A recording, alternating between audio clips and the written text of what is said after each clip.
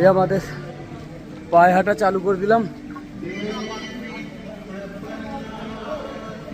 আমরা খালি ব্যাগ একটা নিয়ে হাঁটতে পারছি না, আর 75 কিলো কাঁধে নিয়ে হেঁটে যাচ্ছে। এই যে পুরো 75 কিলো ওজন নিয়ে হেঁটে যাচ্ছে উপরে।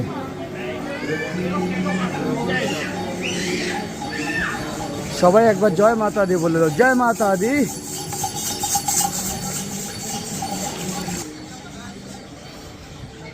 जय माता दी, जय माता दी, जय माता दी।